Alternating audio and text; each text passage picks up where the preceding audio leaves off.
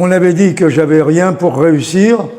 J'ai prouvé que Charles Aznavour reste l'une des voix les plus emblématiques du XXe siècle. Avec plus de 1200 chansons enregistrées dans plusieurs langues, plus de 1000 titres écrits ou coécrits et des centaines de millions de disques vendus, il a marqué l'histoire de la chanson française et mondiale.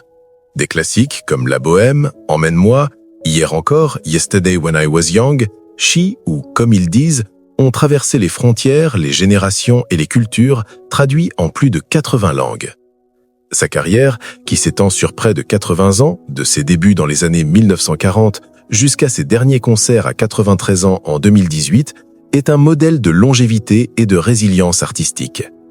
Pourtant, derrière cette aura de légende, Aznavour entretenait une relation ambivalente, presque méfiante avec la célébrité.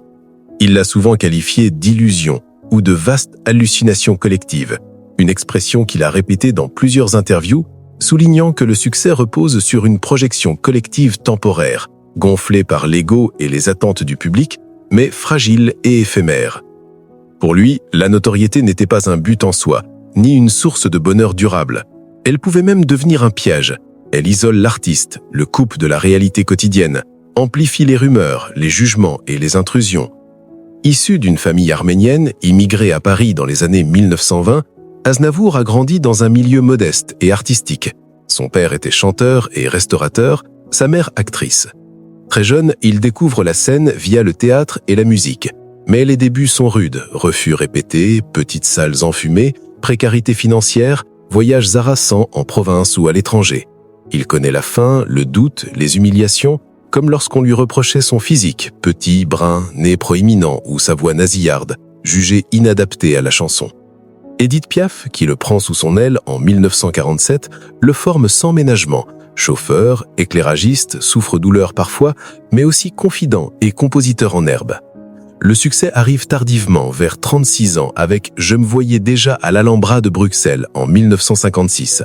Un triomphe après des années de galère.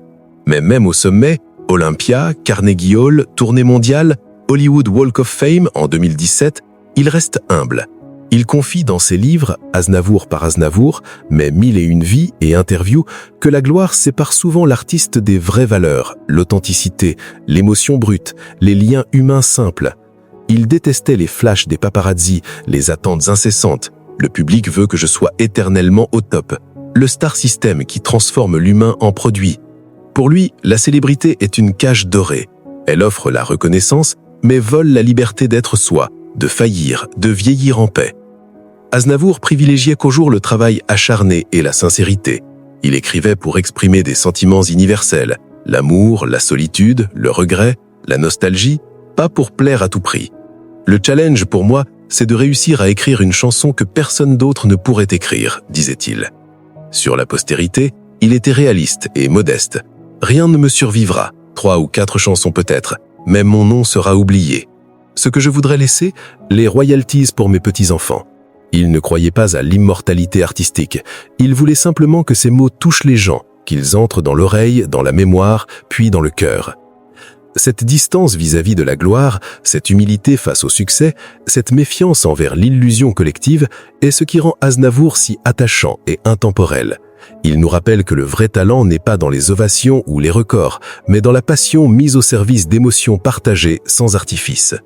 Même au crépuscule de sa vie, il continuait de chanter, de créer, de vivre pleinement, prouvant que la célébrité n'est qu'un accessoire.